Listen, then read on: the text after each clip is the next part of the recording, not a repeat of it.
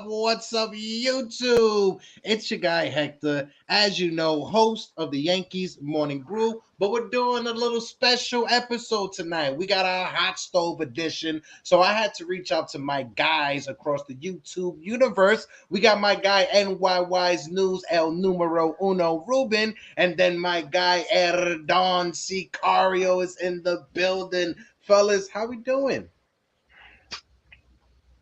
So shoot, I'm doing great. Doing great. Happy to be here. Yes, sir. Ready for some Yankee talk.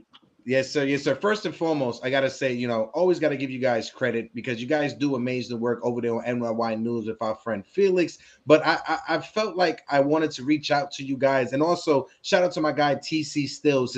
He couldn't make it for the late night edition, but he will be back on with me this Thursday morning coming up. But like I said, I wanted to reach out to you guys because every time I have conversations with you guys on the internet or off the internet, I always say that you guys seem like my long lost cousins that we finally met back up in life. So it's been organic. So I felt like having this conversation it was a must. It was born. It was destined to happen. It's all love. It's all love. It's all love. We family. It's all love, bro. For real. Familia aquí ya tú sabes, bro. Yeah, facts. And I want to shout out another one of my brothers from another mother, my guy Pete Seminetti from NYY Underground. Pete, my guy, salute to you. Listen, if it wasn't for Pete, I would have never met you, Rob, right? I would have never met you, Don Sicario. I would have never met you, Ruben. So we always gotta look back. How you doing? But I want to throw it over to you first, Ruben, just to let the people know. Obviously, they know who you are, but just let them know where they can follow you and how'd you get into covering the Yankees over this time. And then I'll throw the same question over to Don Sicario. All right, cool. So you guys can find me on Twitter or X, as they call it now, at Cruz Yankee Fan. I'm on MYY News with Don Sicario. On my show is Execution with Ruben.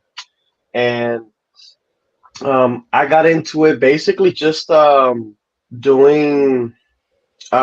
Felix and Pizza Minetti, actually. Like those are the two that I basically started watching at first, and right when this whole thing was young too. So it's like when Pete probably would have like 1K, 2K subscribers. Same thing with with Felix, and then just over time, I finally decided to say, you know what, let me just give Twitter a try. It seems like that's where all the news breaks, and from there on out, it just got connected.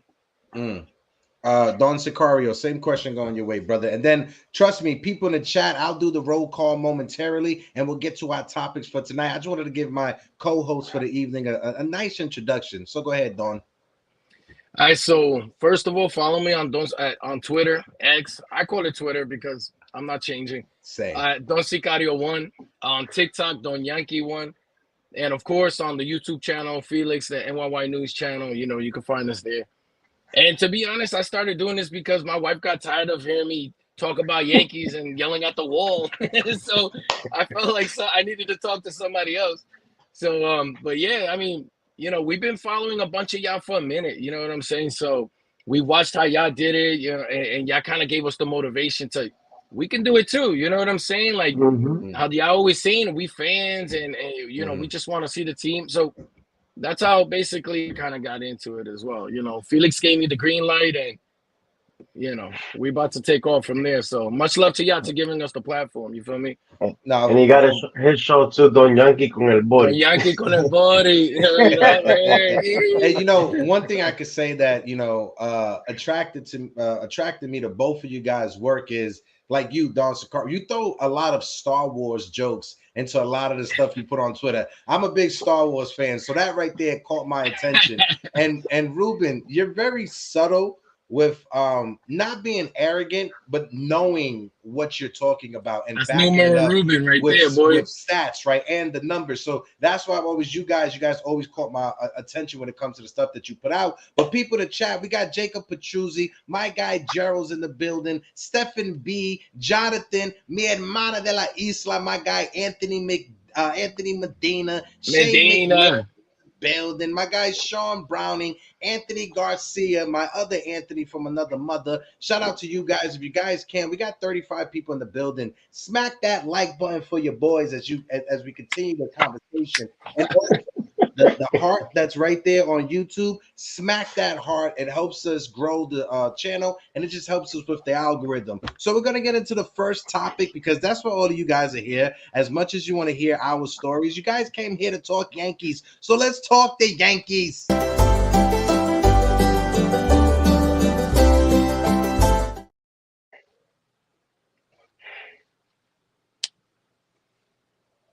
We will be talking. We got to talk about Mr. Gleyber Torres. Gleyber Torres, I'm not sure what is up with the screen. Why is it acting like that? Oh, 1 second. But we hot still. We hot. Yeah, that was my mistake. My mistake on that one. But we got to talk about the Brian Cashman and Giancarlo Stanton situation that is going on right now. We'll get to the Gleyber Torres, the new Yankees hitting coach, and Juan Soto as well. But this is the hot topic right now. Brian Cashman came out earlier, and like Brian Cashman does, he's been making a fool of himself. But the one thing I'm going to say is that us Yankee fans, we've been criticizing Giancarlo Stanton for the past year that he just had. Rightfully so. Worst season of his career. But to see Brian Cashman after last week, that press conference of him dropping F-bombs and stuff like that, I'm not sure if he's trying to impress us Yankee fans or he's just trying to get fired. It's one or the other. So I'm going to throw it over to you, Ruben, first, and then throw it over to Don Sicario. What's your take when it comes to this situation between Cashman and Stanton?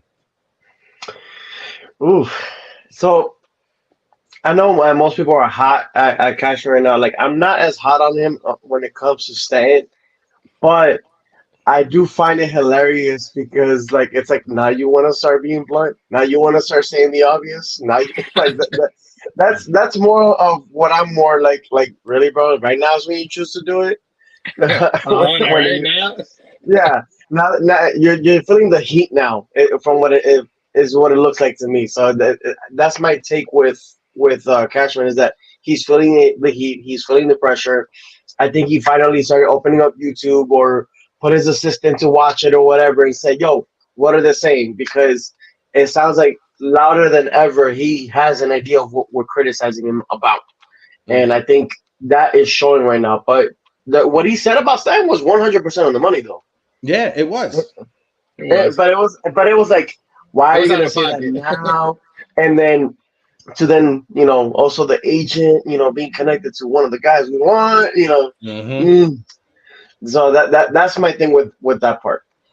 My guy Joey Randanzo, I'm just going to read this tweet and I'll throw it over to Don Sicario. But Librarian Joe on Twitter, he makes a valid point, literally piggybacking off of what you just said, Ruben. He said Brian Cashman, he didn't say anything that wasn't reflective of reality when it comes to Giancarlo Stanton. What makes the bald weasel a moron, though, is the fact that he is alienating players and agents during a critical time for the Yankees. We remember growing up, our parents always told us, and our grandparents always told us, there's always a time and place for everything. Like you said, Ruben, the comments he made about Giancarlo Stanton, it was spot on, right on the money. But was it the right time to say it going into free agency? Don Sicario, what's your thoughts? Yo, first of all, that was hilarious. The whole situation, the whole Yankees organization right now, even for us fans, this whole situation is hilarious. If you're in the outside looking in, they're laughing at us. They're laughing at the fans. They're laughing at the brass. But anyway, I thought, of course, it's true. What he said is 100% true. Was it out of pocket? Yes. It was out of pocket, especially seeing how this guy's agent is Yamamoto's agent. And then his agent with those comments, like, it's a bad look. So if we're going to sit here and say, well, he's just telling the truth finally. Fans been wanting him to kind of speak it out loud and say, okay, cool. But just like Joe said, there's a time and a place for everything. Right now is a critical time for us. And you're going to go ahead and try to burn bridges with this guy, even though, of course, even if they are, it's whoever offers the most money. We don't have to really worry about Yamamoto, right? But his comments, like a fair warning, like, listen, you know, if you, and this is for all the other free agents or all the teams, like who are all the players that are going to come to the Yankees, like, you're kind of giving us, it's a bad look for us. And what's even worse is the way Hal Steinbrenner kind of brushed it off. Like, besides the cursing, I like the passion. Like, that's what you like? Yeah. It's not a good look. I didn't like it.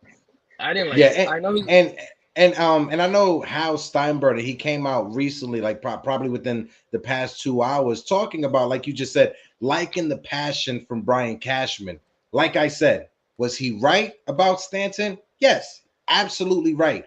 But was it the right time to say it about Stanton? Because you gotta look at it like this, right? If you're trying to get Stanton to have a bounce back season, you're not giving the guy plenty motivation to have a bounce back season.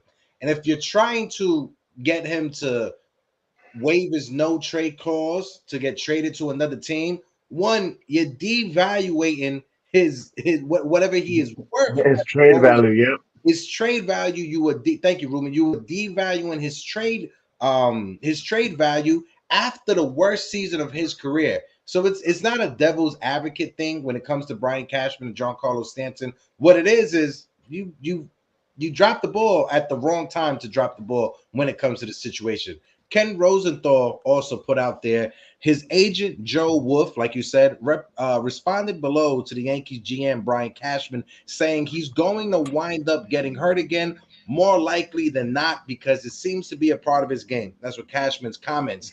And this is what Giancarlo Stanton's agent said. I read the context of the entire interview. I think it's a good reminder for all free agents who are considering signing in New York, both foreign and domestic. Key word is foreign because we're talking about Yamamoto. To play for that team, you got to be made of Teflon, both mentally and physically, because you can never let your guard down in the off season. Now, I know when it comes to anything that pertains to the Yankees, it always gets blown out of proportion, right? Yankees for clicks is what my guy Keith McPherson from WFAN loves to say. Shout out my guy Keith. Yankees for clicks, Yankees for clicks. Is this situation getting blown out of proportion, especially with his agent responding back? Ruben, what's your thoughts? And I throw it over to Dawn afterwards. I do think so a little bit, just because if you look at the full quotes in context, it was also, he was talking about how we just need to get Giancarlo back to performing the way he usually does when he is healthy on the field. Because with that, even though he's been missing 30 to 50 games a year, basically, outside of that 2019 season where he basically missed the entire year, he would hit 260, 270, still hit you 35 plus home runs. But as time has gone on, these last 2 years have been his last two worst years of his entire career. Yeah. So that's the part that's been really weird. It's like he gets out to a good start. He did the same thing last year. He did it this year as well, where he's hitting 270, 280, 290 the first couple months. You're thinking, wow, this guy's hitting for average. He's hitting for doubles. And then, boom, he pulls a Hemi because he decided to stare at a long single. So, and I throw that in there because that's literally how he pulls his hamstring every freaking time. Instead of just running out of the box, chilling, like, all right, I'm just going to run out normal, he decides to stare at a freaking long single thinking it's a home run. And that's the biggest problem with Stein right now, is that he got into that funk that second half, and people say, oh, that's been an entire 143 games of that since the second half of 2022 to the rest of 2023. But he did get off to a good start in 2023 as well. It's just that once you combine it all together, it's been ugly. He's been basically a 200 hitter. No, I actually think the 143 game sample size is a 183 batting average. and not even a 300 on base. So that's the ugly part right now. So I think it's blown out of proportion in the sense that he's not trying to diss him, but he kind of did. Mm-hmm. But at the same time, like it's more of like Cashman, like you spoke a little too much. You were trying to say that we need to get him back productively, and then you just threw in the injury bug there. Yeah. And like Medina just said in the chat, and guys, I'll start highlighting chats as the conversation continues. But like Medina just said, listen, it was bad, but in the end, it's still business. And Yamamoto agent will one way or another will get the best deal for his client. He won't forget the comments that Brian Cashman made. But when it comes down to it, money talk and bullshit walks. And unless Brian Cashman wants to be labeled as the clown of the offseason, he's going to step up and try to make whatever deal that is what's best for the Yankees. Am I right or wrong when it comes to that? You're right. Don Sicario, same question going your way. Was it blown out of proportion? What's your thoughts? I don't think it was blown out of proportion. I think that was out of pocket. Especially out of all the players in that team that you're going to want to fry publicly like that, you're going to do it to one of the guys that never talks back to the media. I mean, like never shouts back out. Like he takes blame for everything. Yeah, I got to be better. Like one of the most mildest characters on that team, especially facing the media. He didn't say anything about Donaldson. He didn't say anything about all of these terrible players, these trades, and he didn't say anything. He wanted to attack. He wanted to attack the most humblest dude on there, the one that always puts his head down and has that Jeter-ish. Don't hold up. I'm not saying he's Jeter, but I'm saying the way he handled the media, like, I got to be better. I got to do this. Like he does it the right way. He wanted to attack him. Regardless of how he said it, whatever the context is, he knows better. Everything this Brian Cashman says is calculated. The same way the Aaron Judge, when he talks, is calculated. He knows what he's doing. So for him to say that like that, he's either he's losing his touch or he did it on purpose. And the media knows, the media is going to take this right here and they're going to run with it, especially right now, this early in the offseason. We bored. The media's bored. They need something to roll with. Yeah. So, and then that's going to trickle down on a lot of things. Like, I see somebody tweet, is he doing this because he feels threatened? Like they feel like they don't have a chance with Yamamoto because of the Mets. So they want to just kind of burn that bridge. And that's why you're hearing all these NOLA rumors now that the Yankees might be interested in him. Like, I'm not going to take this and just brush it off. I don't think this, I'm not saying it's blown out of proportion. I think everybody should react to this the correct way.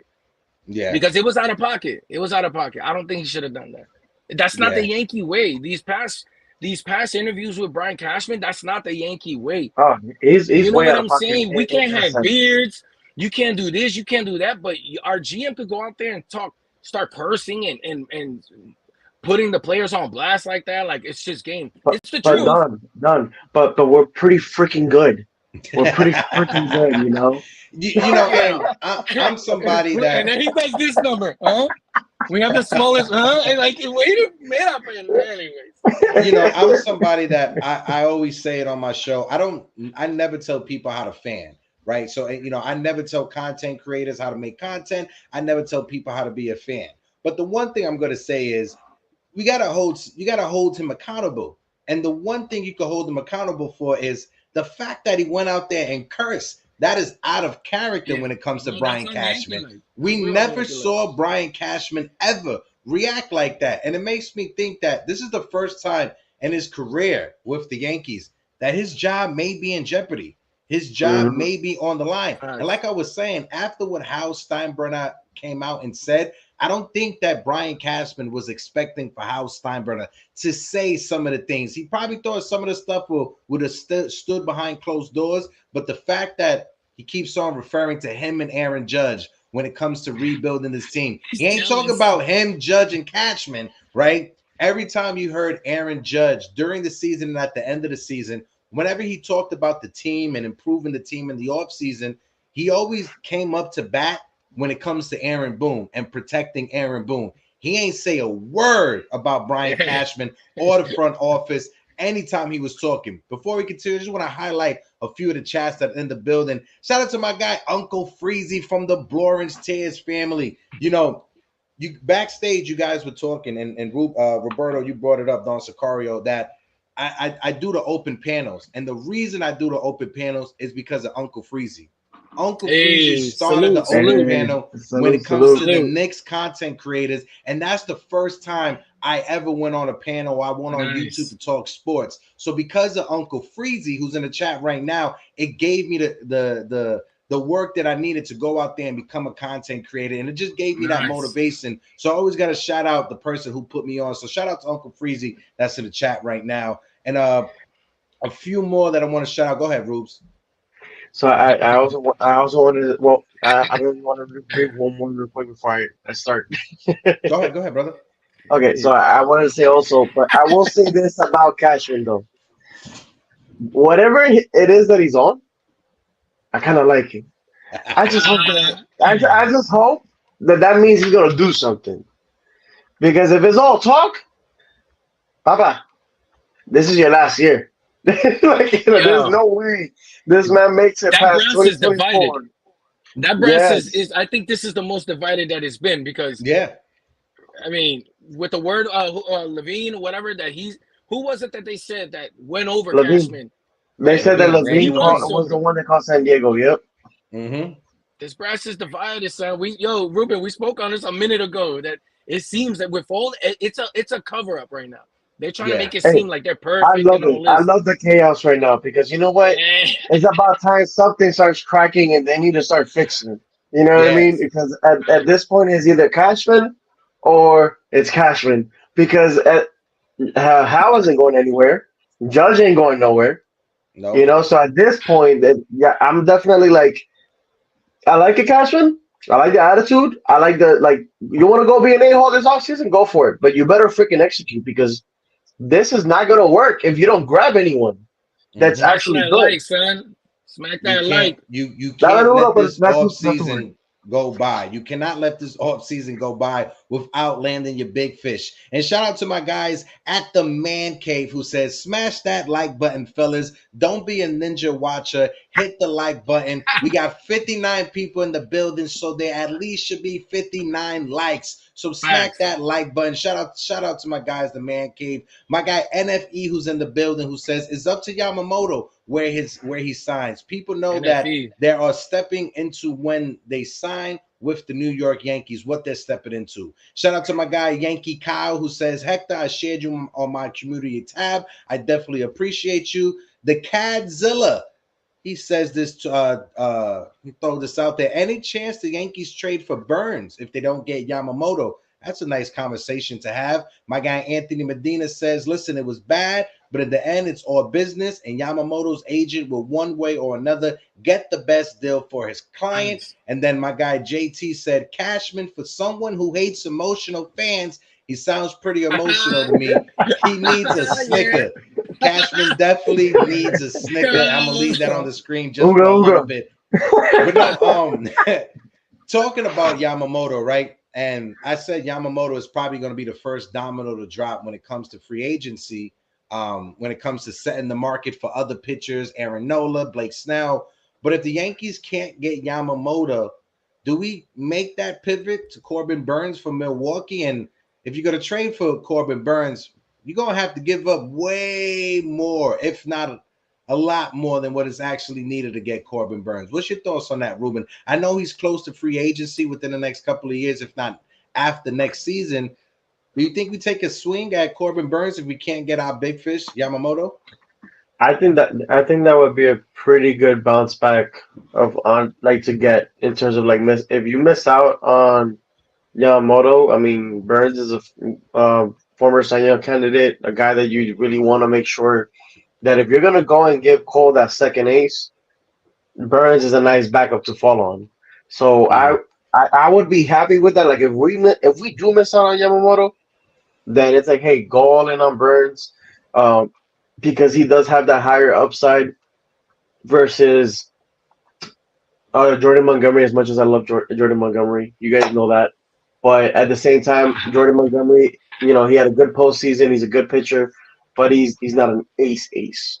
So that's my take. I think Burns would be a perfect pivot to add to the rotation. But I do think if as long as we get either Yamamoto or Burns, I'm happy. Snell is the only one that I'm like, I don't know. I don't like this five and fly stuff that he be doing. Like he's never pitched 200 innings in his life, and he's about to win his second Cy Young. But I mean, it's quality innings. Like he is freaking good when he's there. But it's just not long enough for me. And you know, having 2 Cy Young awards in your trophy case, you could definitely demand more money than the average pitcher that's on the market. So when it comes to Blake Snell, he's going to see what Yamamoto gets. He's going to set that at the floor, and he's going to say, add an extra $15 million per season for me when it comes to Blake Snell. And he deserved it. He pitched his ass off in San Diego, so he definitely deserved it. What's your thoughts on Burnsy, Don Sicario? I like Burns. There was a time where I was asking for the Yankees to trade for him and Yelich. Like I kind of remember that. You did. Right now, at this point of where we at, I don't want to waste any prospects right now. I want to save whatever we need right now. Hold on tight to all your ammo so we could get Soto. If we don't get Yamamoto, you know, Nola, right? How much is he gonna cost? I don't know what the price tag will be on him. You know, if we need pitching, you know, we could use the Glaber, like how you've been talking about, and or I don't want Snell, of course, like because you know he's got to get his right. I gotta get mine, like how he said. But I don't know. I just want to save all our prospects right now for Soto. I'm on that. I need Soto. If we don't get Soto, I'm gonna throw a tantrum like a giant baby. Like I don't want to do anything until they just get Soto. But I think all of us Yankee fans. I think all of us Yankee fans on the same ship, Don Sicario, when it comes to if we don't get Juan Soto, I think I'll probably cry on screen. I'm gonna just let you guys know right now. So bring your Kleenex tissues when that news drops. But I want to bring this up for my guy Glaber G in the chat, who says we're getting Ohtani. Hector, I told you this a month ago. Interesting stuff when it comes to Ohtani. Did you guys hear the rumors on Twitter? And my guy Evan Roberts on WFAN said it earlier. Ohtani, apparently, according to the rumors, he said that he wouldn't mind playing with Atlanta next season. I saw that. What's your thoughts with Ohtani going to the Braves, and with the Braves locking up all their young players to beautiful contracts, very cheap contracts? Matt Olson making $22 million, Osby Aldi, Ronald Acuna. So their core is locked up. Austin Riley as well. What's your thoughts about Atlanta emerging as a sleeper pick for Shohei? I'll start it off with you, Rubes. Shoot, I mean, that would just be freaking ridiculous at this point. Because if you look at it, I mean, because I heard there's a rumor that he's even willing to take like high AAV, low years. So you could get him for a couple, 3 or 4 years, and I mean, you could actually go the extra mile and pay him more in Atlanta.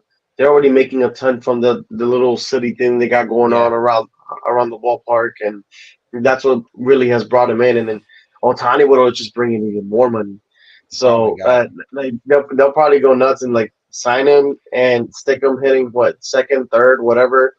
And I'm just thinking like, bro, this is ridiculous. Because I mean, if you add into that to a guy that has pulled I don't know how many heists in Alex Anthopoulos. Because he signed Ozzy Albies and Ronald Acuna for a combined $135 to $145 million together. A switch hitting second baseman for $35 million, 7 years. That's just like I would have fired the agent if I was the player. Acuna had a problem with his contract. Remember that wasn't too long ago, right? He was something along those lines.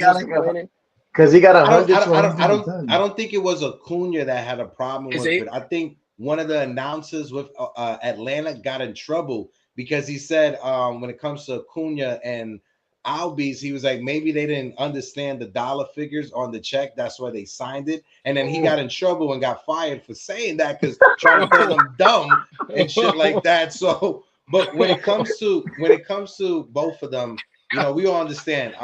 Acuna's from Venezuela, right? So if trying to secure your bag for the next 10 years, Secure. you're gonna take whatever guarantee money is in front of you, especially where they came from in their upbringing. So if you're you never know. you made the You never smart know. move. But it's just wild, man. You never Just know when it thinking, comes like, to injuries. You never know when it comes to injuries. You don't want to gamble on that. And so if he's you have had 'em. 150 and he had them, if you got 150 guarantee, if it's me, I would have took that 150 guarantee.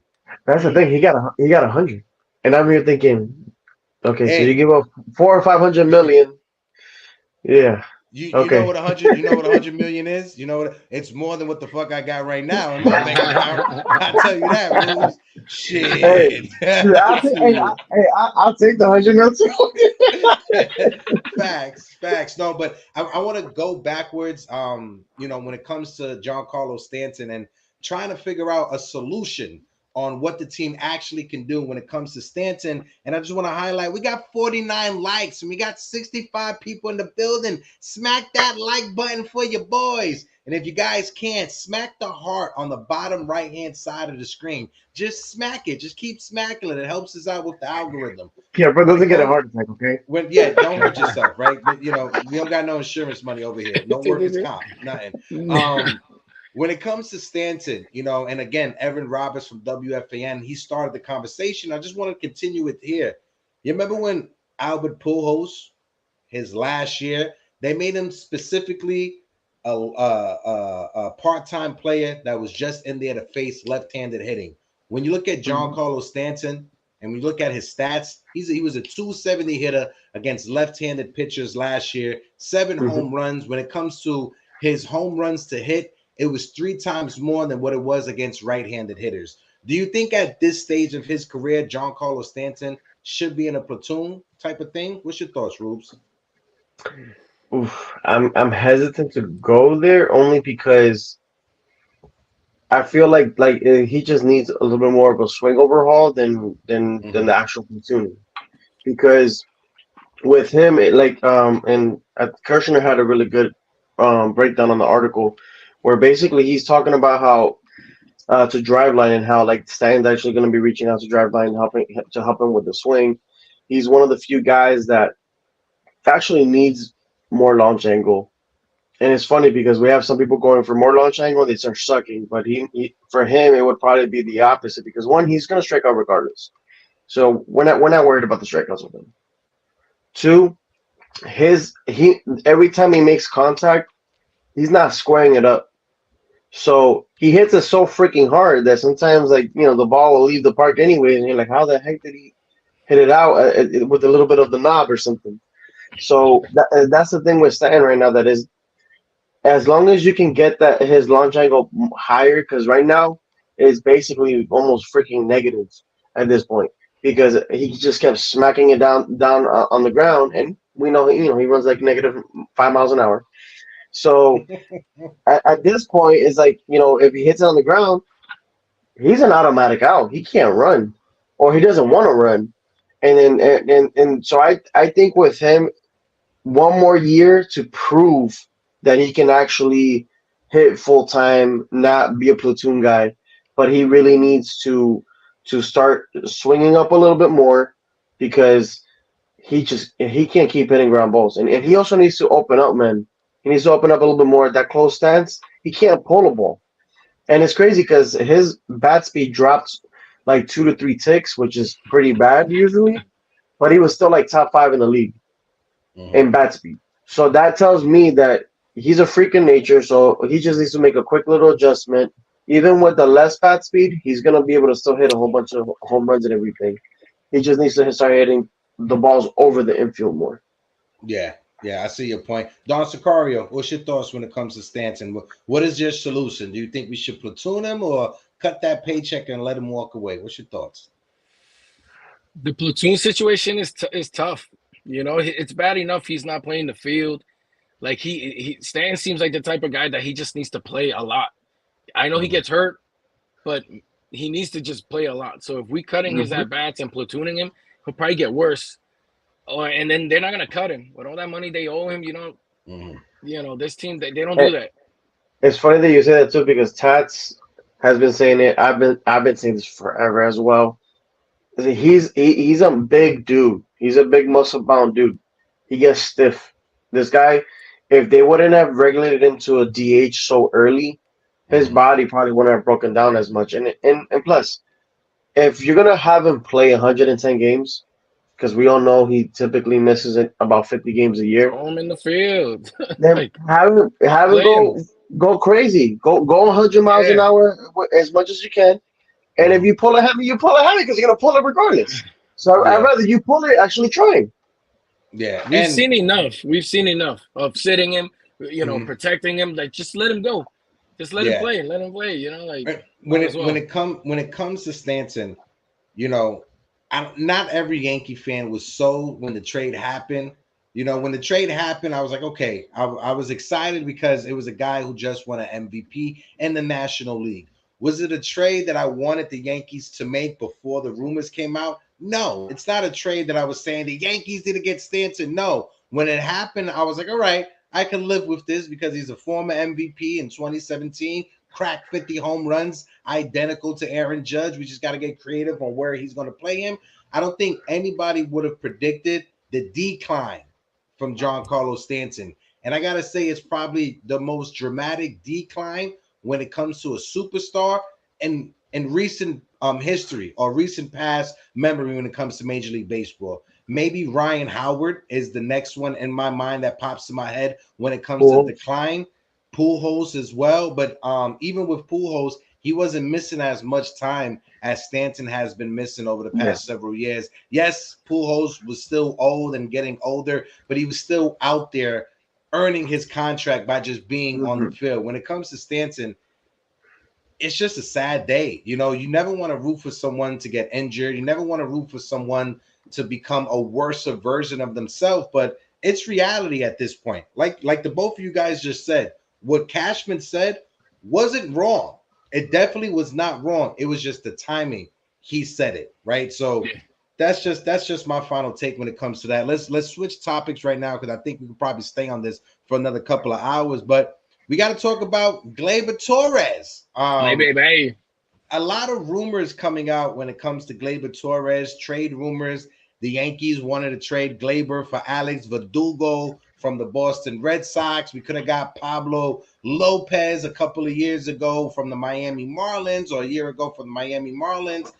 But when it Luis comes to Gleyber Castillo. Torres, I don't think the Yankees are calling his agent to try to give him a contract extension anytime soon. MLB rumors put it out there that the Yankees believe that they can land premium compensation in a scenario where Gleyber Torres is traded. Nothing is developing as of now, but the Yankees want a solid amount considering his age. I'll start it off with you, Ruben. What do you think the Yankees could get if they can't get anything for Gleyber Torres? What's your thoughts? They can get a decent package, I think, just because he had an 800 OPS. He struck out less than 100 times. He's a guy that really improved. I mean, I was very happy with the year that he had. Granted, I've always been a little bit like hard on him in the sense of like I always expected him to be a 300 hitter. Yeah, That's just the way I saw Glaber right. initially. But overall, like I think we could definitely get something decent back. He's hit third in our lineup. He's hit playoff pitching before, and hit it quite well in his first like 2 to 3 years in the league.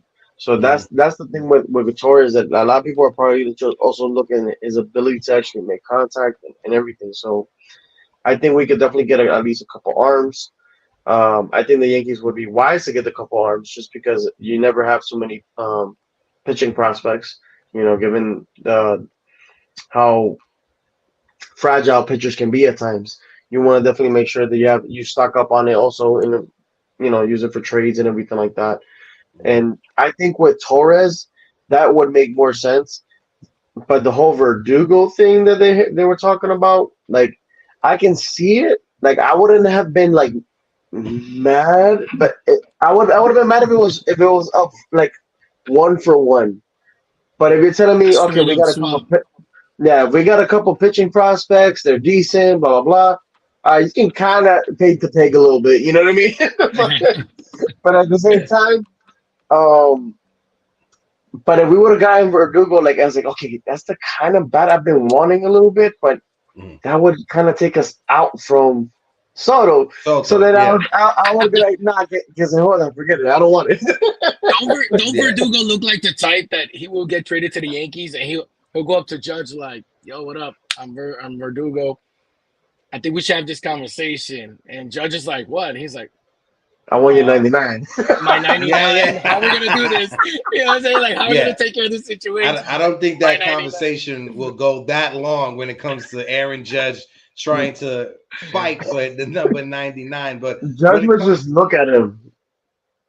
Like that, maybe look him down. That's it. You just have to look at him down. When it comes to Verdugo, he's a solid major league player, right?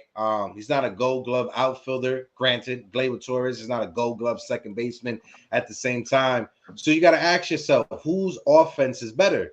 And it's Gleyber Torres. Gleyber Torres' offense is way better than when it comes to Alex Verdugo. Is he's the type of hitter that we need at Yankee Stadium? Absolutely. 81 games of Alex Verdugo at Yankee Stadium. He definitely could pop himself 20 home runs, maybe hit you respectfully 270 to 280 in that ballpark. But I'm not trading Gleyber Torres to the Red Sox.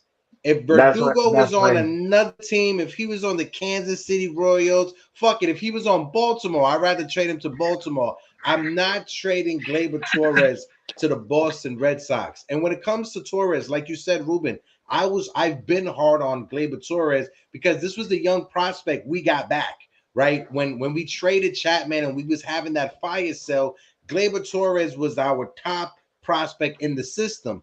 Gary Sanchez came up and killed it. Aaron Judge came up and surprised everybody by turning into the superstar that he is today. But I think us Yankee fans, when we traded for Gleyber Torres and he finally came up, we had high expectations because you couldn't tell me at 21, 22 years old, hitting 280, 290 with over 20 doubles, over 20 home runs, that Gleyber Torres wasn't going to be an all-star or potential Hall of Famer just because of his age and what he did on the field when it comes to his production. And it's just been a decline over the past couple of years. And he found himself in like purgatory, if you want to say, when it comes to the eyes of Yankee fans in the front office. But maybe Gleyber Torres just needs a change of scenery to finally unlock and restart his career. What's your thoughts, Don Sicario? And then throw back to Ruben to get his take on what I just said. You know, it's tough. It's a tough scene. You know, he's the baby bomber, like one of the OG babies. You know, like how many times have we heard Michael K? He's only 20, whatever. He's the baby, and now it's to the point where we're like, should we trade him? And unfortunately, it's a real good question. Like, should we trade him, especially right now? He has such a great year. I would trade him. We need some pitching. The White Sox got good pitching that we could probably snag from them. Miami got some. Like, I say do it. You know, if we're gonna make a trade in San Diego, they want what? Croningsworth. He could go in there, put Peraza if we don't trade Peraza. Like, we have so much infield depth that I understand he's a good bat, but we can get rid of him and still kind of recoup from there. Like, it's not like if we're gonna get, like, we have a lot of infielders. We can do it. Yeah. If they don't trade Peraza, I say trade him. I think we can afford it. Yeah. Ruben, what's your thoughts on what I brought up about Gleyber Torres and when it comes to expectations? Go ahead. Yeah, like the expectations for him, like, were set. Like, they said, oh, we give you the 25. You know, nobody wore 25 since Teixeira, and basically, you know, like, that was one of the special numbers. Like, he was supposed to be the long-term solution in the infield. You know, and if you look at it, and you also mentioned, like, I'm not trading him to Boston, and that was my fear, bro. Like, him getting traded to Boston and having like a freaking 980 OPS over there because he's smacking balls off the Green Monster against us, most likely. You know, yeah. And you know that's gonna happen. That will happen. Heck yeah, it would. Because he's gonna be like, yeah, I feel good here, papi. You know, like pacata, and like just like smack it over there, bro. He's just gonna flick it over there. Yeah, so, and he's always had good numbers in Fenway Park. It's not like he can't hit in Fenway. So, like, and that's the thing with Gleyber. He always had those high expectations, and it's like he went to the sky high because of the stupid juice ball. I hate the juice ball season now just because of that. because I it love the messed him juice up. ball. Bring back Allegedly, sticky stuff and juice balls. alleged juice ball. And it pisses me off because like I felt like it gave us I think this is what the What's in juice the ball runs? season screwed us over so bad in the sense that it gave us a fake idea of what Glaber is. It gave us a fake idea of what DJ is. It gave us like you know what I mean. So like there was like I'm here thinking like, damn, were we even supposed to be that good? And so that's the kind of stuff right there. I was like, damn, bro, like this is wild. The fact that like now he hasn't even cracked 30 home runs since then, you know. So Mhm. DJ's watching this right now, like, why you gotta throw a shot at me, son? Like, why? Damn, son. Damn, son. damn, son. But it's true though, you know. It's like, but at the same time, Glaber had expectations, and would I keep him? Look, man, if they can find an extension, go for it. Whatever. We got so many infielders, we gotta trade them. Either way. Yeah. My only thing is, you're not a time to Glaber. Like if he was a left-handed hitter right now, they would have been like, "Hey, sign here, Bobby." Like, because like, we need more lefties. Thanks. Yeah. Oh, that's the thing. If Gleyber Torres was left-handed or if Gleyber Torres was a switch hitter, what would happen? We would be having a different conversation. But the Oh fact yeah, that he's right-handed, after we just came out of the past 3 years of being heavily right-handed hitters in our lineup, we gotta switch it up. We gotta go back to the recipe and what actually made the Yankees dangerous in the 90s. And that was a balance of right-handed hitters, left-handed hitters, and switch hitters in the lineup. It wasn't our 2 through 6 hitters or 2 through 7 are all right-handed hitters, and we have Brett Gardner at the ninth as our left-handed second leadoff guy, right? It wasn't like that in the late 90s, and we got to get back to what actually made us good. Now, if Verdugo was 35 or 36 and Torres was 35 or 36, then I can make that trade with Boston. yep. But it's the fact of the age of Gleyber Torres, and it would be our luck that Gleyber Torres goes to Boston and he turns into Wade Boggs, like Wade Boggs came over here with the Yankees. He hit under 300 for the first time. He came over to the Yankees and he regained what Wade Boggs was back in Boston. So that's Yep. what I'm worried about when it comes to Gleyber Torres. And guys, you got to think about it. If the goal is to get Juan Soto, right? If that is the goal for us Yankee fans, and if you get Juan Soto, you got to sign him to a contract extension. The 100 to 150 that Gleyber Torres is going to want, the Yankees aren't going to give him that. So you give that money to Soto. You save that money for Juan Soto. You don't save that money to try to extend Gleyber Torres. No, you take that 150 and you give it to Soto on top of whatever else you got to give to Soto to re-sign him. You get what I'm saying? Gotcha. Hey, That's facts. Yamasoto, Soromoto, you know, whatever it is, but you gotta send the money for those guys. Yeah, and of course, Li Yankee King says, but I would trade DJ to Boston for Alex Verdugo. My man, you've been trying to trade DJ LeMahieu since I've met you, bro. You've been since From the I've moment known he you, won the batting Li. title. And also, I just want to point out, we got 72 people in the building. If you guys can, please smack that like button. And if you're watching this for the first time, hit the subscribe button. Also, we are on our way to 2,000 subs. We're sitting over 1,650 at the moment. Talking about trades, I threw this out there, and you guys talked about it on your show as well and gave me shout outs, so I appreciate that as well. When it comes to Gleyber Torres, I'm a big proponent of when the Yankees have that conversation with San Diego to make the deal for Juan Soto, you make it a 3-team trade, right? You include Gleyber Torres with the Yankees, you include the Miami Marlins and the San Diego Padres. You send Gleyber Torres to Miami, get back whatever pitching you can from Miami, flip that to San Diego on top of whatever prospects you're going to give them to equal up to the value of Juan Soto. What's your thoughts on that trade scenario? If you guys have different trade scenarios for Gleyber Torres, let us know as well. People in the chat, if you guys have trade scenarios for Gleyber Torres, let us know, and I'll pull them up on the screen. Go ahead, Rubes. Yeah, no, I think that would be great. I mean, it reminds me of the 3-team deal Hector that for they made. GM. Hector for GM. I don't want GM. I don't know. I value my mental health. I'm good. I don't want that job. But yeah, so I look at it as like that deal they had in the offseason with Atlanta, was it? Yeah, Atlanta, Milwaukee, and Oakland. That they ended up trading the center fielder to Oakland from Milwaukee. Then you had the catcher coming from Atlanta, the Contreras brother going to Milwaukee. Like everybody got a little piece of something, and I think it fills the needs a little bit more, and it helps you not overpay. So I would definitely be down for something like that because it also helps us not gut our system so much. That's true. Don Sicario, what's your thoughts? No, I agree. The same. I mean, it's gonna take away from our. We could kind of save some of the prospects, and maybe go for some other. Maybe go for a closer. Maybe do, you know what I'm saying? Some other. Maybe for another starter. I agree. You know, why go directly with San Diego if we could kind of lighten the load with Miami or whichever other team in the trio deal. I agree. Yeah. I agree with Ruben.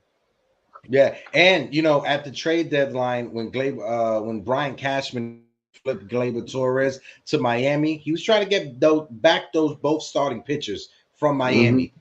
Gleyber Torres had a better second half. So with his second half, what it was, and showing you that he's turning back to that old form, you could kind of demand that now. At the All-Star break, at the trade deadline, not that much because Gleyber Torres, he was barely a 260 hitter. The last 2 months of the season, he was a 300 hitter for the month of August and the month of September as well. But let's switch it up real quick. We're just going to talk about this real quick. And we got to talk about the Yankees hiring a new hitting coach. My guy, James Rosen, former Yankee as well. He was in the Yankee system. He was a coach with the Yankees as well in the minor league system as well. He was a coach with the Minnesota Twins, the Miami Marlins as well when Don Mattingly was there. So this is a guy that has strong Yankee connections and Yankee ties. Ruben, what's your thoughts about this hiring? Let's throw it over to Don Sicario. Man, at first it was like, okay. But at the same time, but he started to warm up on me, because one, he was the bench coach for Mattingly, so that to me, like, that also speaks a little bit volumes about his knowledge and the fact that he's a hitting coach. He's also been a guy with Don Mattingly who knows a thing or two about hitting. You know what I mean? So I think in that aspect, I really like that side of it. He has the Yankee ties. He also knows the expectations that come with it.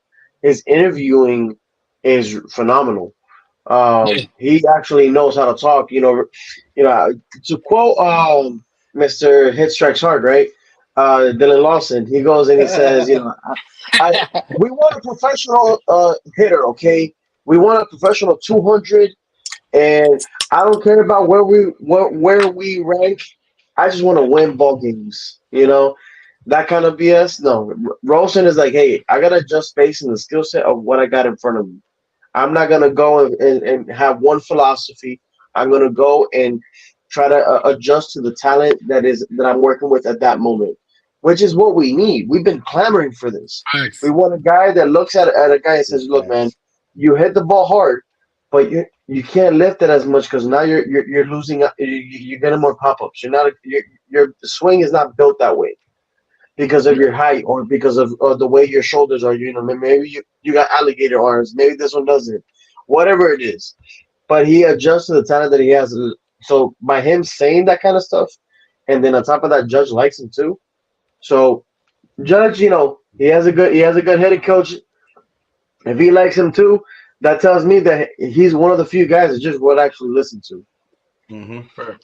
I just want to say real quick, and I'll throw it over to you, Don Sicario. I 4 people in the chat. I just threw out some more wrenches in the chat. My guy Sean Browning, welcome to the mod squad. My guy NFE, welcome to the moderator squad. Anthony Medina and Anthony Garcia. I just made you guys moderators in the chat. And when it comes to the people being moderators in the chat, I all understand that we are all respectful to one another. We all like one another as well. If you disagree with someone's in the chat, do not mute them and do not block them, right? I had people do that before, and I had to take the wrenches away. But if you see someone in the chat that's being disrespectful, violating YouTube's terms of services, then you can hit them with a block, or then you can hit them with a mute. But if it's just somebody that you disagree with on their take, don't do that. Let's try to be respectful to everybody. Go ahead, Don Sicario. Listen, to be honest, I didn't know much about this guy. Like, when he came out, I was like, okay. But after hearing what Judge had to say about him, and I like that little quote he just came out with. They're like, they're asking him about if he's new school, old school. He's like, I'm not old school, I'm not new school, I'm in school or something like that. I like the way he talks, you know, like how Ruben said, he can communicate with the media, and hearing that he wants to set every player individually and kind of, you know, not just that paper cutout that the Yankees always want to do with all the hitters. From what I'm hearing, I like it, but we've had people come in and we're like, so far we like him. I want to see what he does with the team. I want to see how it goes, and then I can have a better understanding because I don't know much about him. I hear a lot of things. You know, I'm the average Joe. You feel me? I drink beers. I watch the game. My guy Ruben lays in the cut. You know what I'm saying? So same. if Aaron Judge likes him and Aaron Judge is vouching for him, so I'm gonna roll with it. If El Capitan says so, then it's so. Yeah. And like I said, I brought up his ties to the Yankees organization, and we was all talking about if the Yankees get a new manager, if they get a new hitting coach, it's going to be somebody that has connections to the organizations. And this was a sleepy pick. I don't think anybody, when we was having these conversations in the middle of the season, when Sean Casey got hired, I don't think anybody was saying, "Oh yeah, we need to go get James Rosen from Detroit." I didn't see not one person on Twitter talk about this dude. Whoever did, my bad. You know, I didn't see not one person. I want to highlight one thing. You guys know Kerry Carpenter from the Detroit Tigers, right? The left fielder, left-handed hitter. Kerry Carpenter credits this man for switching his swing. And he said the reason he had the season that he just had was because of his hitting coach changing his approach at the plate, switching it to what it was from college into now. So that's something you gotta tip your hat at and be like, okay, maybe this is something that could be a diamond in the rough. This could be another Kevin Long when it comes to his approach and his philosophy. Brian Hoach put out there, new Yankees hitting coach James Rosen. He already started texting Giancarlo Stanton. Right, so that's the key right there. The fact that he reached, one of the first things he did was to reach out to Stanton and to Aaron Judge. That shows me that he's tapped in. He understands the assignment. Chris Kreisner as well also said when it comes to his philosophy, he says, I try to stay away from the thought of a philosophy. I think when you put yourself down that track, what you end up doing is trying to get everyone to fall in line with a specific way of doing things. I don't think you reach the masses that way. And that's something that's not on like verbatim what Sean Casey said. But what Sean Casey said is that everybody needs their own approach. You can't have a carbon copy approach for everybody. Not everyone is going to be able to fit into the same sneaker. I could be a size 10, you could be a size 10, Ruben, but at the same time, my feet may be a bit wider because I'm a flat foot bastard, right? Then when it comes to you, you may have that little bit of an arch like most Puerto Ricans do. I got an arch as well. I just wanted to throw the analogy out there so you can understand. I got duck feet, son. I'm a flat foot. You hear me? I can't be a ninja. All you hear is clack, clack, clack, clack. Nah, but when it comes to his philosophy and his approach, like he was saying, I think we got something here when it comes to James Rosen, but we still got to wait and see and actually see how the players respond to him on the field. What's your thoughts on that? Just say I agree.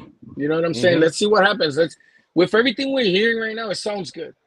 But I mean, we've been here where we hear something, we're hearing a lot of good things about a guy, and then the season starts and then everything turns to crap. And so I want to hold back and see what happens. But everything we're hearing, it sounds beautiful. Yeah, so far so good. So far so good. And the plan, I mean, finally we're getting a change because they always say there's changes, and then later down the road we're hearing that they weren't practicing what they were preaching, right? That paper cutout for every hitter, like you're. So I mean, so far he's saying all the right things, and if players are vouching for him, I'm with it.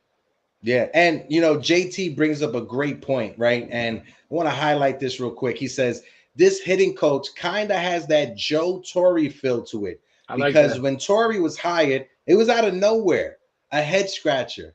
Feels like that's what this hitting coach is, hoping he does a good job. Absolutely, I'm gonna be rooting for him. I'm never gonna be rooting for this team to be a loser. I'm never going to be rooting. The only person I'm rooting for to fail is Brian Cashman. That's it. That is the only person I'm going to be rooting for. But when it comes to this hitting coach, let's see what let's see what happens when it comes to this hitting coach. That was so random, bro. My bad. I had to step on my phone about a thousand.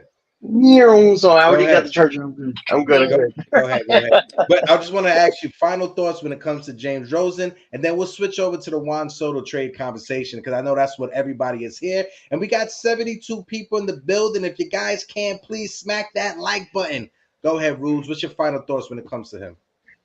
Yeah, no, I'm ready for it. I want a guy that knows about hitting. There's a guy that wants to adjust, wants to do what he has to do, and in terms of like getting to know the players and see what makes him tick and what makes him excel, and look and also be able to tell them like, hey, you do well, you do good at this. You need more of this, and being able to translate that in a player's kind of mentality, and not just like, oh, you hit the ball here 75% of the time. You need to hit it 60%. Let's look at the tablet. Let's look at the tablet. Look at the tablet. Like, we need to get away from that. You know what I mean? I think the Yankees have scarred us when it comes to tablets, right? I'm not. My nephew, I asked him what he wants for Christmas. He said a tablet. I'm like, listen, you bastard. I'm getting you a leapfrog. I'm not getting you a tablet. You're gonna get a leapfrog, all right? Because that's how badly I hate tablets now. Don Sicario, what's your final thoughts when it comes to him, so we can switch up the combo? Same, just like I was saying before. You know, like, happy with his comments. I'm happy with what the players are saying. I like the game plan that he's got going so far. So let's see what happens. You know, let's see if he can help this team, because right now this team is a mess. You know, so I'm gonna win. 100% agree. My guy Sean Brown just says Google is not a coach. I 100% agree, Sean. Google is not a coach. So let's switch it up. We gotta talk about. Oh man, I thought it was StatCast. Dang it. We gotta talk about the man of the hour, Mr. Juan Pacheco Soto. When it comes to Juan Soto, listen, it seems like the rumors, the more and more the days go by, it seems like the rumors of Juan Soto coming to the Yankees may be more true than anything else. Jeff Passan put it out, and Talking Yanks highlighted it, but Jeff Passan says trading Juan Soto is the only logical solution to the Padres' payroll issue.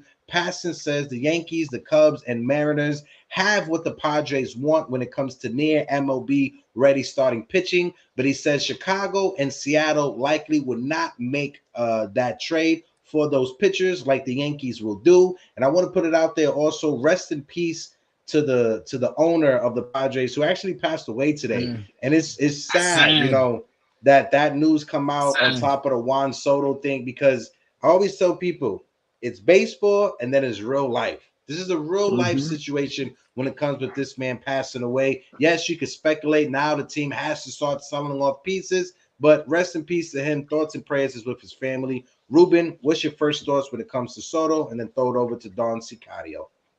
Yeah, man, and definitely rest in peace to the owner as well, because not many people may know, but he's the reason why San Diego started going all in. He's the kind of guy that really liked his team. He actually ran his team to try to win.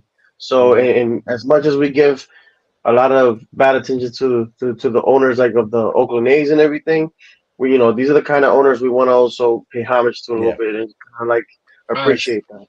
Yeah, so, his name Peter Sadler. I couldn't remember his name off the top of my head, but you know, rest in peace, Peter Sadler. He took a franchise when it comes to the San Diego Padres, and he made that fan base believe that they're on the same page as the Dodgers, on the same page as the Yankees when it comes to spending money and reinvesting that into your team and to the area. So I just want to give him his flowers. Go ahead, Rube. My fault for cutting you off. Yeah, no, I appreciate it, because I was wondering the name too, so I really appreciate that. But yeah, definitely when it comes to Soto, I mean, look, man, at this point, and you guys have heard me say this, is like, I won't believe it until I see it, but man, it better freaking happen. And like, bro, are you really like on the train now? He finally jumped on the train. He's come to the dark side. We broke a round of applause for you, buddy. A round of applause. Yankee King. Round of applause. I'm telling you, bro, my man.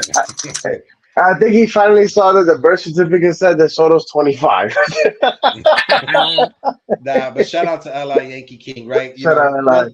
and I That's was my talking guy, to, man. That's yeah, I my was guy. talking to Don Sicario backstage. LI is my guy. I know a lot of people, they love going back and forth with him, but there's one thing that LI does. He starts conversation and he pushes for engagement. So I got to give my credit to LI Yankee King. I may For not real. agree on a lot of your takes when it comes to this New York Yankees, but I respect the hustle. LI, trust me, I love you, my guy. He's the only troll that doesn't make me angry. Like when he's dead wrong with my tweets, I don't even get mad. I'm like, yo, this guy Li, I don't know. Yeah, it makes me laugh. Yeah. He's the only one that doesn't make me angry.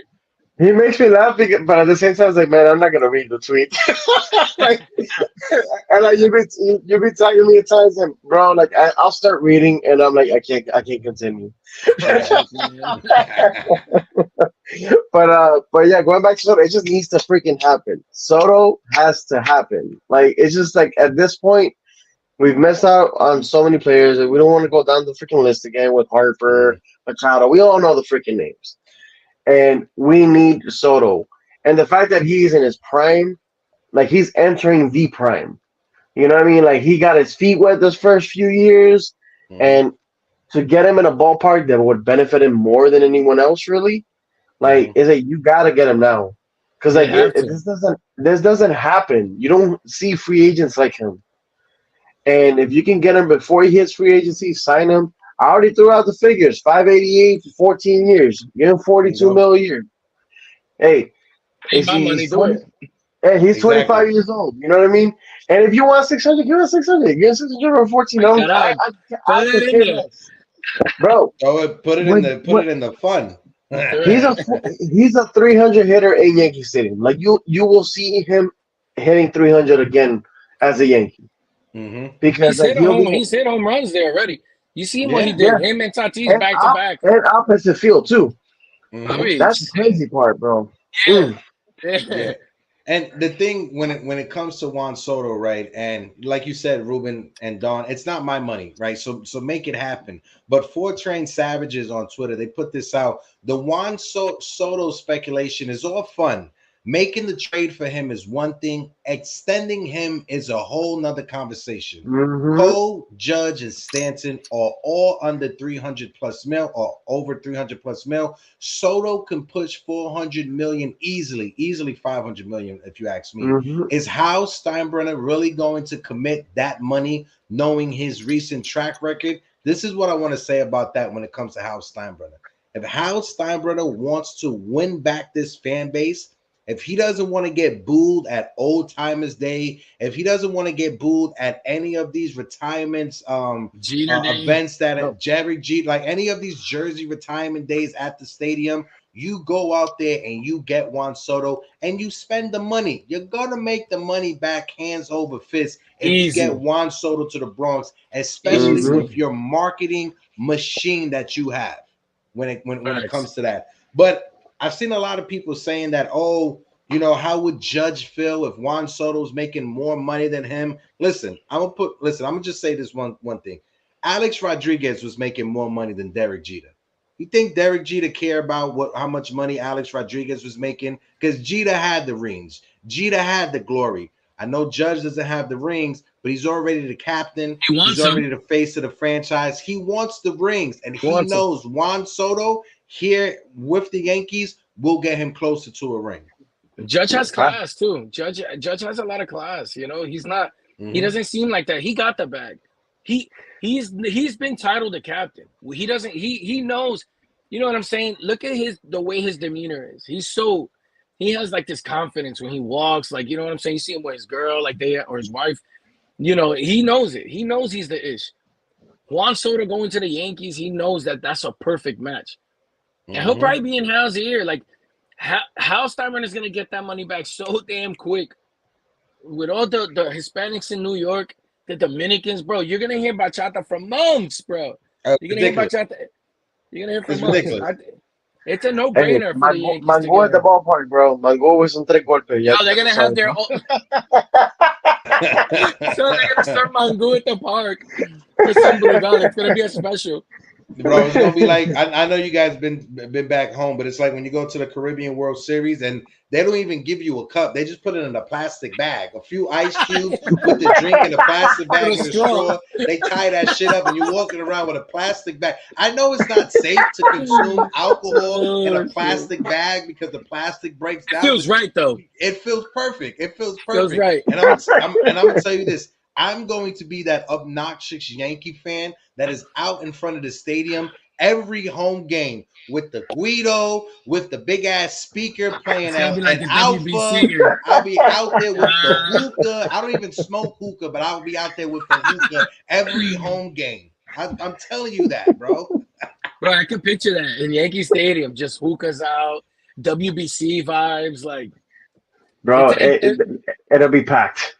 But the thing about Soto is, you know how the Yankees are all about numbers, right? They're all like, they're so precise on everything. Juan Soto fits all the check marks. All the check marks for that state. The last person that fit so damn like a glove in that stadium was Harper. And look how the fans have been reacting to watching him in the Phillies. Can you imagine? The fans are mad right now as it is. Can you imagine if they miss out on Juan Soto?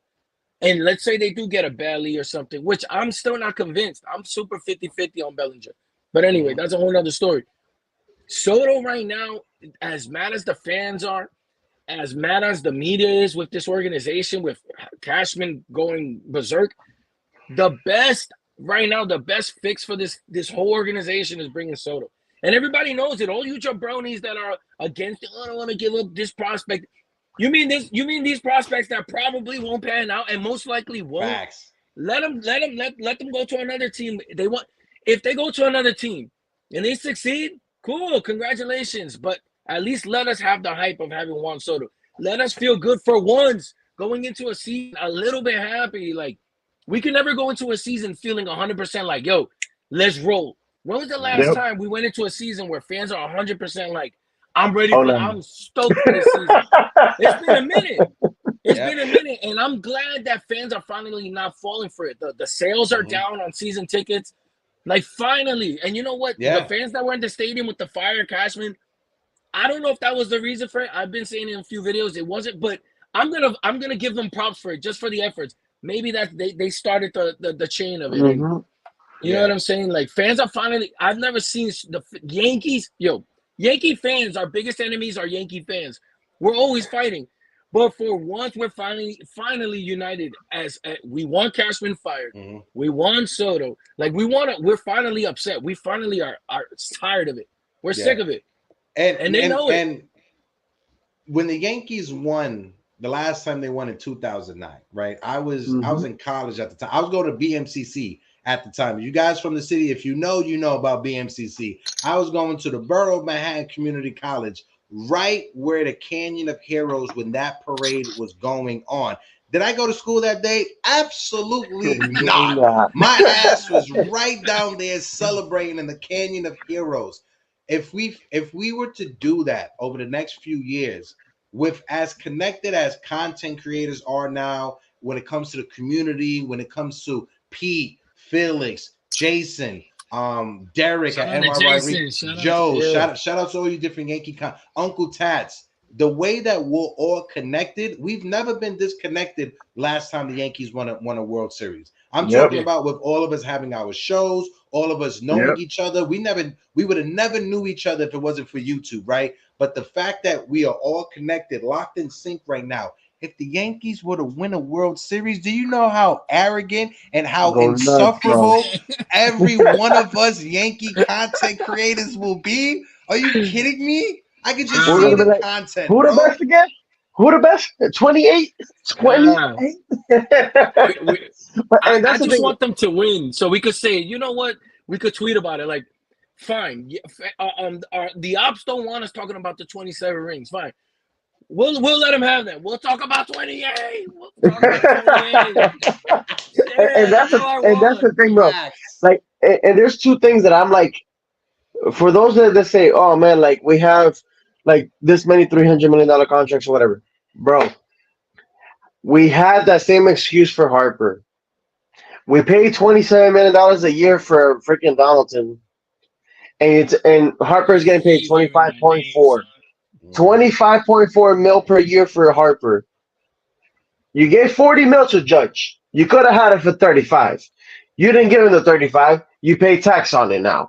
So at this point, give Soto whatever you gotta give him. Anyone? At this point, put the money where your mouth is. If you're gonna go make some moves, if we're not done yet, then go do it. Go and sign them. Go extend them because at this point, it doesn't matter. Like, look, money is going up regardless. Inflation's out of control. We all know that everything's gonna go up. So at some point, that $40 million is gonna feel like $20 million. Like it's really not gonna matter over time because Stan only got 4 more years left. So it's not like we're gonna have his money on the books forever. Soto will probably be in year 4 in his contract with the Yankees with another 10 years left. So we know that so much sense. It just does. Like it's like this entire time we were paying $44 million for freaking Chapman, Britton, and Ottavino. You telling me you couldn't stick in $55 million between Machado and Harper? Facts. And I don't want to hear about the defense. I don't want his defense is not that good. For once, let's go for some players that are bad. It's not Manny Ramirez. Nope. The Phillies, when they won, they had some players on there that their defense was shaky as hell, but they were awake during the postseason. Like, bro. We need some bats that are gonna help us out. And our defense, of course, could get you they could get you far, but we need to score, son. We need. Judge said it right. RBIs, batting average, like yes. And bro, he hit it in the World Series. Like he hit third in the lineup as a 20-year-old and smacked around Houston. He wasn't even allowed to celebrate with champagne, son. He was drinking that apple cider. Literally.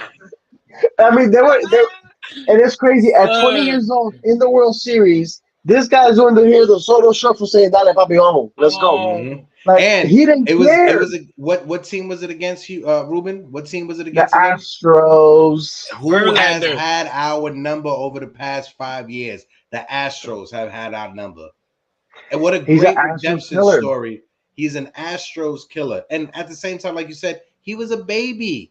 Kid was 20 years old. He couldn't even legally drink. He couldn't legally celebrate with his teammates in the clubhouse. You know he was taking shots at Dugal back there. He was doing an interview with his parents. His parents were there with him while he was doing the interview. And what would be so good is I think Stephen B put it in the chat earlier. Imagine him being the mentor for Jason Dominguez. Imagine Jason. Oh yeah, remember this past season when every time you looked at the dugout, Aaron Judge was right over Anthony Volpe. Imagine that with Juan Soto huddled up on top of Jason Dominguez, tutoring him and teaching him, being his big brother to that little brother. That combination right there for years to come. And even if you were to sign Juan Soto to a massive contract extension, 14 years, give him that opt-out after the 5th year or the 6 years. He'll be 30 years old. He could go back into free agency, get your massive contract. And if you want to start the rebuild right there. Plot twist, though. Plot twist. We're speaking about Dominguez. What if, now this is a conversation starter, it's going to get everyone riled up. What if you had to trade him to get Soto? Nah, that ain't gonna happen. Look at everybody. That's not gonna happen. It's just that they don't have the leverage, bro. Entertain me. What if? No, bro. Es que no va a pasar. Because at this point, bro, Dominguez is Dominguez. And when you got Dominguez and Soto, and you wanna keep those two together, bro. Because you've seen how the Dominguez looks like a when he's hitting lefty, he looks like a mini Soto. He's a little. You keep those two together. That video of them? Yes, literally the same swing, everything else. No. You keep those two together, and he's Soto, but with wheels. Mm-hmm. He's Soto with wheels. That's the way I see Dominguez. Yeah, like because if you imagine, I'm already imagining a 40-40 season from Dominguez. Like I don't know if you guys know, but last year he stole 40 bases. Mm-hmm. So like Dominguez got the pop, and he got the wheels. I can see him be a 40-40 Soto switch hitter type. Like, and then you put Soto hitting like second with Judge third. And when it comes to Jason Dominguez, no matter even if he struggled in the minor leagues, he was still getting on base when it comes to walks. He was still Yeah. even though his batting average for when he started out the AAA season, the first 2 months he was hitting under 200. He did have an on base percentage over 300, damn near 350. So even though his batting average he was struggling, his on base percentage was still up there. You saw it was a massive. I think 100 to 150 point difference between his batting average and his on base percentage. That's crazy. Yeah, he led the minor leagues as a 20-year-old in walks. Like that's ridiculous, bro. And the guy was hitting, like you said, it was a 350 OBP with less than 200 batting average. That's ridiculous. Like that you don't see that. No, but you got to, like the both of you guys says, when it comes to when it comes to Jason Dominguez, he is a special talent. And to answer your question, Don Sicario, if just to entertain you, just to be devil's advocate, if San Diego had a harsh stand and put their foot in the ground and said, you got to give us Jason Dominguez, it's kind of hard to say no. Because Jason Dominguez, Juan Soto, he's already proven. He's already won a World Series, and he's 25 years old. He's just a few years older than both Volpe and Dominguez. So if San Diego was to take that hard stand in the sand and say, we need Dominguez back, you got to give it to him, because you're trying to win right now within the next 6 years with Garrett Cole and Aaron Judge. You're not trying to wait to see what Dominguez is going to turn out or turn into over the next 2 years. But like Ruben said, San Diego, they have no leverage. And according to reports, they want pitching back. They gave up all their pitching prospects to get Juan Soto. They need to re-up on pitching. How many pitch? They're losing Hector, right? They're losing they already lose Martinez. Walker. They're going to trade. They're going to lose Blade Snell. They're going to lose Walker. So they have no top pitchers or prospects that are ready to be at the major league level. So they need pitching back. And what do the Yankees have? We have a shit ton of pitching that is already major league established. And I'm willing to give them all up. Whoever, take your pick. Hey, no one's hands off. No one is hands off on the pitching side, bro. Nobody. Hey, Arson Boone in the chat. Shout out to Arson Boone with the 199 super chat. Sorry, but I'd rather have Hicks back. Arson Boone. Ella. Yo, I hate that clip, son. I hate that clip. I hate it, bro. I can't stand it. The moment he said Rihanna, I was like, no venga con la canción, bro. Don't do it. And he did it. I was like, nah. I was like, okay. And that's a very old ass Rihanna song. Like, let's be honest. Let's just dissect that song. That shit was like, that was before iPhones were. What was like iPhone? What was that? 08, 07? Came out. I think that was my senior year of high school, 2007, when that song came out, bro. That is the oldest Rihanna song that you could have picked from. You should have picked from something different. But let's get our final thoughts before we wrap it up. When it comes to the Yankees off season, besides the players that we just mentioned, who are you eyeing on, and what do you think the Yankees should do when it comes to trades, free agency? What do you think, Ruben? And throw it over to Don Sicario. Besides Yamamoto, then we'll go with Ballinger's one for me that only on the positional flexibility side, and he's proven in the postseason. He's actually killed it in the postseason. So that's one guy that I would really like. Oh my god! Oh my god! Yes, Manny Actor wouldn't be singing songs, Li. No, he wouldn't even be near a microphone, okay? Because he ain't coming. Anyways, isn't he like in Seattle? I don't know where the hell that man's at. But anyways, Bellinger's one that intrigues me because when he's been healthy, and when his shoulders are healthy, he's good. The years that he struggled, it was just because he was still recovering from that surgery he had, and it seemed like it took him a while to get back to it. And his launch angle shows it too. Like he dropped it down, the Ks went down, batting average went up. Now, I just don't want him to be the bat. So, like he needs to be like he's gonna want. Yeah, I mean, I'll take the years too, because at the end of the day, he's 28. He's gonna ask less years than Soto, anyways, and you can move into first base and be an athletic first baseman too, because he's a Gold Glover at center field, but he's also almost a Gold Glover at first base, and you can see him at first base, kind of aging more like a Freeman in that sense, because he's gonna just be catching the ball, making sure he does what he has to do. Like I just think that he would be a much better fit in terms of just versatility, but he has to come along with Soto. Like it just can't be him. Yeah. Because if you're gonna put all the pressure on Bellinger, you're setting yourself up to fail. Because Bellinger's a quality bat, but he can't be the bat to emphasize the lineup. Like you really gotta make sure that you got both of them lined up together because they now you end up getting the guy that that's a complete hitter with the walks and the average, with the guy that's a little bit more of a free swinger, but is also between a Judge and a Stanton. Because now you got, let's say, Dominguez at center field. You got Soto in left field. You got Judge in right. You got Bellinger at first. And then you got at DH, you got Stanton. Like that right there, that flows better in terms of lefty, righty, and then also different styles of hitters. And you also split up the strikeout bats in between because Soto doesn't strike out, not that much. And if anything, he'll probably strike out less with Judge behind him. And then you have a Bellinger who's another low K guy too, and he'll split up Stanton with Judge. So that's my only thing. He's one guy that I really would try to target, but he has to come with Soto. Like he it's got to be a package. Yeah, yeah. And Bellinger for me, I'll say my takes when it comes to Bellinger. Go ahead, Don Sicario. I like the St. Louis. Some of the dudes from St. Louis, the Donovan, like I wouldn't mind taking a flyer on them. They will cost us, but not as much as these other guys would. And I like, to be honest, I would try to get Munoz from the Mariners.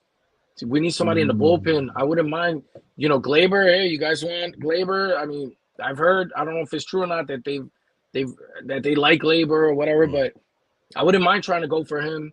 And the White Sox got some dudes on there. They got some pitchers and they got some bats. Luis Roberts. I wouldn't mind a Roberts and the Kopech or whatever his name is, that lefty. Like they got some people in there we could probably try to snag. So I don't know. I haven't really been going deep diving into who we can. My eyes are set on Pacheco, Jose Soto. Like, I need, what I'm saying? I don't even want to think. I don't want to keep exploring other options, which I know realistically we should. But at this point, my eyes are set on Juan Soto and Yamamoto, and if not, listen, I don't even care. If they don't do that, it's gonna be hard to really kind of get excited for the season. But that's where I stand. I'm right there with the both of you guys. And again, guys, folks in the chat, if you guys aren't following our friends NYY News Ruben on Twitter, make sure you guys go follow him on Twitter. Same thing for Don Sicario as one is Don Sicario 1. Make sure you follow my guys on Twitter. Make sure you subscribe to NYY News with Dumb and Felix. They do amazing work. I appreciate both of you fellas for coming on today. We're gonna do this next Tuesday. We're gonna be doing this during the off season, and then when the season comes back around, I got to figure out if my guys got some time, but we'll figure something out. But for me, obviously, Juan Soto, Yamamoto is Yamasoto. We need to get that. But when it comes to Cody Bellinger, the injuries scare me, right? But shout out to Derek from NYY Recap. He did a great dive-in video when it comes to Cody Bellinger. The injuries, it wasn't freak injuries. It's not like his knee exploded on him when he was running in the outfield. It's not like his elbow exploded on him when he was throwing a ball. What happened was it was a home run celebration between him and Kike Hernandez, and it was the fish pump. And what happened was his shoulder got put out of place, and he was playing through it, thinking that it was just a random injury. He had to get shoulder surgery, and he had to break down his swing and build it back up because of that injury to his shoulder. Like Ruben said, if we were to get Bellinger, even if it was on an 8-year deal, the first 2 years or the first year and a half, he could be in the outfield. But if you want to save his body, you put him at first base. Like you said, Ruben, he is very good when it comes to being a Gold Glove outfielder and being a Gold Glove first baseman. We don't know when Anthony Rizzo is going to look like coming back from that concussion syndromes that he was dealing with this past season. We don't know what he's going to look like. So having Cody Bellinger, having Juan Soto in left field, Cody Bellinger in center field, and when Jason Dominguez comes up, depending on what happened between Anthony Rizzo and Giancarlo Stanton, you could move Cody Bellinger to first base, and you can have Dominguez in center field, and have either Anthony Rizzo or Giancarlo Stanton being your DH, and vice versa. You could just flip it around. So that's my game plan for the off season. Appreciate you guys want to drop any other things that you guys are working on so the people know about? Shout out to Jigga Man in the back scene doing his thing. Shout out what I'm saying? Jigga. Shout out to Jigga Man out there. He put it in the work. Nobody sees him, but Jigga Man back there, he put in that work, and so shout out to Jigga Man. Yeah, shout out to Jigga, and we'll be teaming up pretty soon as well. I think in the next as we actually start getting more news with the Don Yankee and execution and everything on MOY News, but same old, hey, we just appreciate you always bringing us on, and like you said, familia, like it's like a long lost cousin. So yeah, we got some plans. We got some appreciate it. plans. We got some plans this offseason. We got a lot of fans that are gonna come out on the Don Yankee show, and everybody. There's a few of them lined up. Some big names, some people on Twitter. Like, we got a lot of plans, and I know y'all always having people on. So, hopefully we get you on there. Yeah. We get Jigga Man on there. And the people in the chat. Everybody in there watching, y'all want to jump on there? I'm open to everybody. The same way Hector has opened up to us, we're gonna do the same thing. Anybody else want to jump on? We get in there. We talk Yankees, because at the end of the day, that's what it's all about, right? They can't say that none of our opinions matter.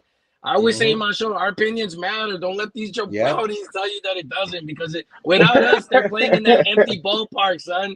A bunch of paper cutouts. Like, our opinion matter, even if it's bogus or not. So shout out to everybody in the chat, and we're gonna keep cooking up. So stay tuned. Yeah, definitely. You matter, Ally. You matter. Ally matters. Especially Ally. Allies tweets matter. I'm gonna get that and put that on a t-shirt. Shout out to my guy Ally Yankee King. If it wasn't for Ally Yankee King, I wouldn't know who Ryan McCann is, Manny Acta, all these random ass 35th round draft picks that other teams get. So shout out to my guy Ally Yankee King. Shout out to everybody that was in the chat. NFE, Sean Browning, my guy Will Starr, Anthony Medina, Anthony Garcia, my guy Jonathan, Johnny Almonte, Stephen B, Ryan Beck. Appreciate all of you guys, and like always, peace, salutation, and the deuces, my guys.